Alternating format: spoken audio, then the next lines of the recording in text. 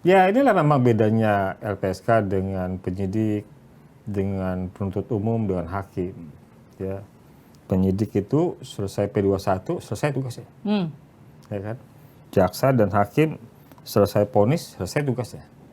Tapi LPSK itu belum selesai, gitu. Karena kebutuhan orang atas perlindungan itu bisa mulai dari proses penyelidikan sampai dengan pasca vonis inkrah.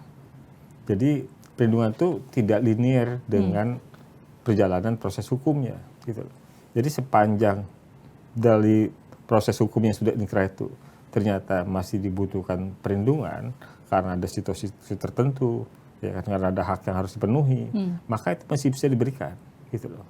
Jadi tadi saya sampaikan perlindungan tidak linear dengan proses hukum. Oke. Tapi pertimbangannya apa, Pak Edwin? Tapi orang dilindungi harus dengan punya status hukum sebagai hukum yang sebelumnya sudah ada secara proses pidana, ya.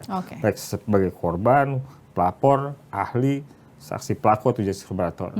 Nah, pertimbangan pada kasus Baradae karena sebenarnya pertama Richard itu mengajukan permohonan perpanjangannya itu sebelum vonis berakhir, ya.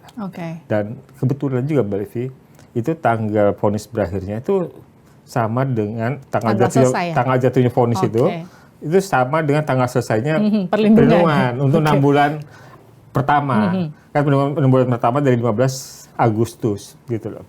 Nah, kalau dia kemudian kita baru tahu apa ya, kemudian divonis 1 tahun 6 bulan dan diakui oleh hakim sebagai justice collaboratornya. Kalau dalam konteks justice collaborator itu memang di undang-undang ada 2 hal Mbak Livi yang diatur. Satu ada penanganan khusus. Satu lagi ada reward. Apa bedanya?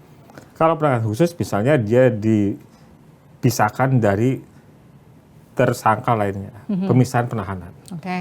Ada juga yang kedua pemisahan pemberkasan. Jadi berkasnya tidak disatukan dengan terdakwa lainnya. Ya, penanganan khusus yang ketiga, dia bisa diperiksa dalam persidangan maupun diperiksa di proses penyidikan tanpa hadir, tanpa berhadapan langsung dengan terdakwa lainnya. Nah, itu juga dalam praktek di penyidikan maupun ketika di persidangan itu sudah dipraktikkan, gitu loh. Yang satu lagi reward. Rewardnya 2. Satu yang yaitu keringanan penjatuhan pidana, ya. Setelah dijatuhkan pidana, dia masih bisa mendapatkan itu hak-hak narapidana. Jadi, nah hak-hak narapidana ini memang menjadi wilayahnya Kemenkumham, wilayah Direktur Jenderal Pemasyarakatan, ya.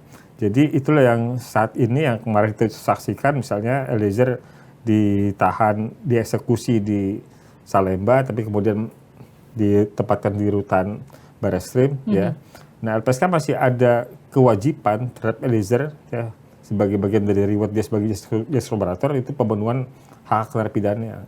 Pemenuhan hak narapidana itu ada macam-macam. Ada remisi, ada cuti menjelang bebas, ada asimilasi, ada pembebasan bersyarat, gitu.